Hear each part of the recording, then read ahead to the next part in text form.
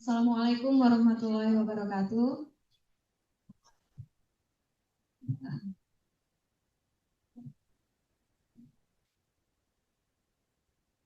Terima kasih sebelumnya kami ucapkan kepada panitia yang telah menyelenggarakan konferensi ini dan telah memberikan kesempatan kepada artikel kami untuk dipresentasikan dengan judul pemodelan peran kelembagaan perpustakaan dalam mencegah pelanggaran etika pemanfaatan kecerdasan buatan. Artikel ini merupakan sebuah pendekatan interpretatif struktural modeling untuk memetakan peran strategis dari perpustakaan dalam tata kelola etika AI. Adapun yang melatar belakangi penulisan artikel atau penelitian kami kali ini adalah kecerdasan buatan menghadirkan transformasi yang signifikan, namun menimbulkan tantangan etika yang kompleks seperti bias algoritma, pelanggaran privasi, kurangnya transparansi, kesenjangan akuntabilitas, dan ancaman terhadap otonomi manusia yang semuanya sudah mulai beralih kepada AI. Kemudian di mana peran perpustakaan dari adanya transformasi yang signifikan kemudian berpengaruh terhadap etika ini. Perpustakaan telah berkembang menjadi institusi kunci yang mempromosikan kesadaran etika dan penggunaan teknologi informasi secara bertanggung jawab. Tidak hanya sebagai penyedia akses informasi, akan tetapi juga sebagai penjaga etika dari penggunaan AI tersebut. Kesenjangan penelitian yang sudah ada dari literatur yang kami baca dan kami pelajari, kelembagaan perpustakaan melakukan pencegahan pelanggaran etika masih belum mendapatkan kajian yang akademis dan memadai, terutama dalam pemetaan peran strategisnya. Next. Tujuan dari penelitian ini adalah untuk mengembangkan model peran kelembagaan perpustakaan dalam mencegah pelanggaran etika pemanfaatan AI melalui penerapan metode ISM atau Interpretative Structural Modeling. Adapun tahap-tahapannya adalah pertama mengidentifikasi elemen-elemen dari peran perpustakaan dalam pencegahan pelanggaran etika AI, kemudian selanjutnya menganalisis hubungan struktural antara elemen tersebut yang bersifat kompleks menggunakan metode ISM. Kemudian selanjutnya memetakan hubungan dari elemen-elemen tersebut akan menghasilkan hierarki atau prioritas yang dapat memberikan panduan strategis bagi pengembangan peran perpustakaan. Next. Metode penelitian yang kami gunakan dalam penulisan artikel ini adalah kualitatif dengan metode interpretatif struktural modeling. Yang tahapan yang kami lakukan yang pertama adalah pengumpulan data. Data ini yang kami peroleh dari dua sumber. Yang pertama literatur review dari jurnal-jurnal yang terindeks Scopus. Kemudian yang kedua berdasarkan wawancara yang mendalam dengan 3 expert. Expert yang kami ambil di sini adalah pertama pustakawan, kemudian yang kedua akademisi, dan yang ketiga adalah pakar informasi. Next. Kemudian penelitian ini menggunakan metode ISM dengan tahapan secara detailnya sebagai berikut. Yang pertama, menyusun daftar peran institusional perpustakaan berdasarkan hasil literatur itu. Jadi pertama kita menyusun perpustakaan itu perannya apa saja dalam menjaga etika AI. Itu peran-peran itu kita cari berdasarkan hasil literatur review dan wawancara dengan para expert. Setelah kita menyusun peran institusional tersebut, kemudian dilakukan penyusunan struktural self interactive matrix, yaitu adalah meminta pendapat dari para expert tadi.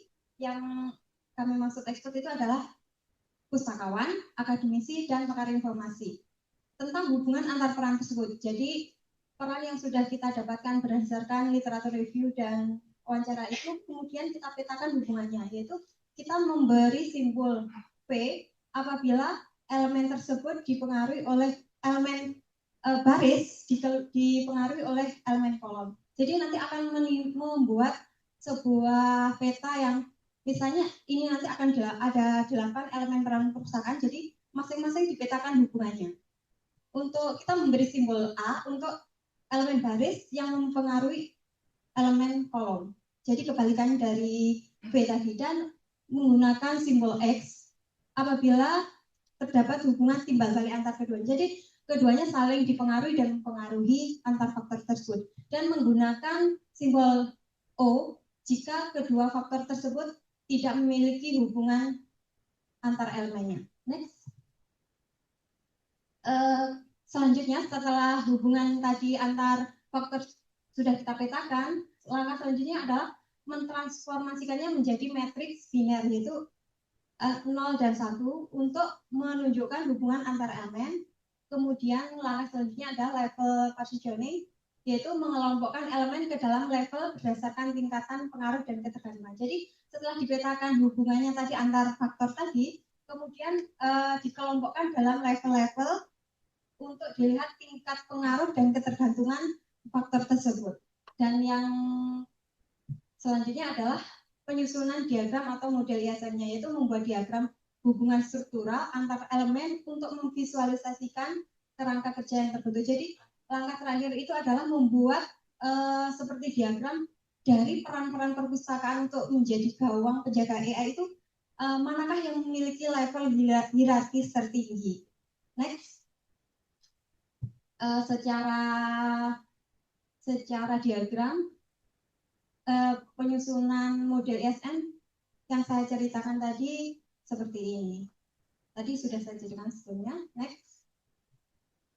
Dan dari hasil penelitian, pertama, faktor-faktor dari berdasarkan analisis review jurnal Index Scopus dan yang sudah diperbarui dan diverifikasi oleh para expert tadi, kita mendapatkan 8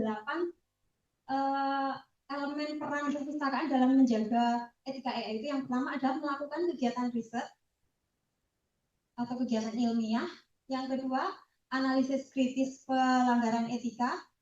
Yang ketiga, advokasi dan implementasi kebijakan etika AI. Yang keempat, pelatihan dan sumber pembelajaran AI. Yang kelima, penyediaan alat bantu teknologi. Yang keenam, edukasi batasan etis penggunaan AI. Yang ketujuh, modul literasi informasi digital. Dan yang terakhir, ke-8 adalah panduan penggunaan AI secara etis. Next. Kami ingatkan waktu tinggal 3 menit lagi. Oh ya. Dari hasil tadi ternyata ada 3 level.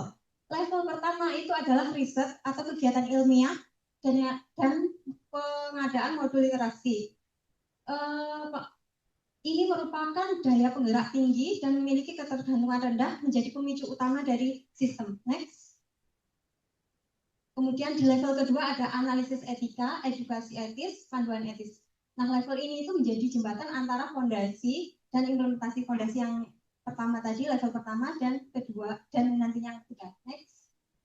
Nah, ini yang menjadi level ketiga adalah regulasi etika AI, pelatihan AI, dan teknologi pendukung. Sebagai ini merupakan hasil akhir dari tahapan awal tadi. Next. Ini secara visual struktur tadi bisa digambarkan seperti ini. Pada level pertama ada kegiatan ilmiah riset dan modul literasi digital. Yang kedua ada analisis kritis pelanggaran etika, edukasi batasan etis, panduan penggunaan AI etis, kebijakan etika, pelatihan dari sumber belajar, serta alat bantu. Next. Temuan kuncinya adalah ternyata posisi strategis dari perpustakaan sebagai penjaga etika AI itu adalah daya penggeraknya tinggi, ketergantungannya rendah, elemen kunci yang mengaruhi semua elemen lainnya. Next. Jadi rekomendasi untuk perpustakaan berdasarkan model yang sudah kita lakukan tadi, yang pertama adalah perpustakaan harus memperkuat kapasitas riset internal terkait etika AI. Yang kedua, integrasikan dimensi etika dalam literasi digital, susun panduan internal penggunaan AI yang etis, pelatihan berkelanjutan untuk pustakawan. Lalu yang terakhir adalah melakukan kolaborasi lintas disiplin dan antar lembaga. Next. Jadi secara kesimpulannya adalah kontribusi utama model konseptual sistematis peran perpustakaan dalam etika AI ini ada 3 level yang sudah saya jelaskan tadi. Perpustakaan sebagai agen aktif dalam tata kelola etika teknologi. Peran perpustakaan lebih dari penyedia tapi juga menjadi gawang. Next. Ini. Waktunya habis. Baik, terima kasih